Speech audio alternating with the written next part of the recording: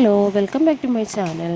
തലേന്ന് രാത്രിയും രാവിലെയൊക്കെ ആയിട്ട് നന്നായിട്ട് വലിക്കുകയായിരുന്നു കേട്ടോ. അതുപോലെ നല്ല ചുമയും കുറുകലൊക്കെ ആയിട്ടന്ന് ഡോക്ടറെ കാണിക്കാൻ വേണ്ടി കൊണ്ടുവന്നതാണ്. ആദ്യം തന്നെ അടുത്തുള്ള ക്ലിനിക്കിലാട്ടോ കൊണ്ടുപോയത്. അവിടെ ചെന്ന് കഴിഞ്ഞപ്പോൾ ഡോക്ടർ പറഞ്ഞു, ഇത് കുറച്ച് കൂടുതലാണ്, ശ്വാസം മുട്ടലാണ്, വേറെ എവിടെയെങ്കിലും കാണിച്ചോളാൻ പറഞ്ഞു കേട്ടോ. അങ്ങനെ ഞങ്ങൾ നേരെ ഡോക്ടറെ കാണിക്കാനായിട്ട് വന്നു. അപ്പോൾ ഇവിടെ വന്നപ്പോഴും പറഞ്ഞു അഡ്മിഷൻ എഴുതി തരാമെന്ന് പറഞ്ഞു.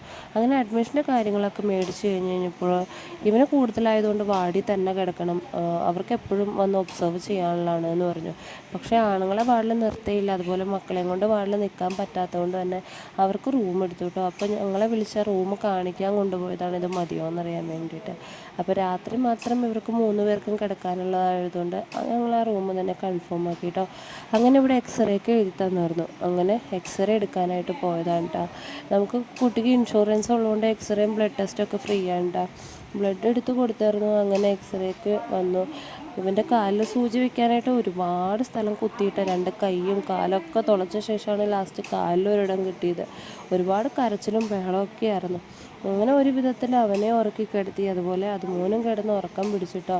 അവൻ്റെ രാത്രിയത്തെ ഉറക്കം മൊത്തം അവൻ ഉറങ്ങി തീർക്കുന്നുണ്ട്. പപ്പിയാണെങ്കിൽ അതിലേക്ക് ഓടി നടന്ന വാർഡിലുള്ളവരോടൊക്കെ കിന്നാരമൊക്കെ പറഞ്ഞുകൊണ്ട് നടക്കേണ്ട.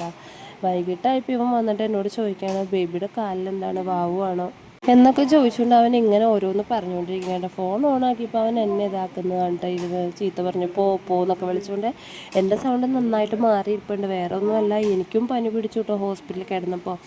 പിന്നെ വൈകിട്ടായപ്പോൾ ഇക്കാക്ക ഞങ്ങളുടെ സാധനങ്ങളൊക്കെ എടുക്കാൻ വീട്ടിലോട്ട് പോയി. കാരണം ഒന്നുമില്ലാണ്ട് കുട്ടിയെ കാണിക്കാൻ വേണ്ടി മാത്രം വന്നതല്ലേ. അപ്പോഴത്തേക്കും ഉമ്മച്ചി വന്നിട്ടുണ്ടായിരുന്നു. അപ്പോൾ വീഡിയോ ഇത്രയേ ഉള്ളൂ. ഇഷ്ടമായി കഴിഞ്ഞാൽ സപ്പോർട്ട് ചെയ്യണേ. ബൈ.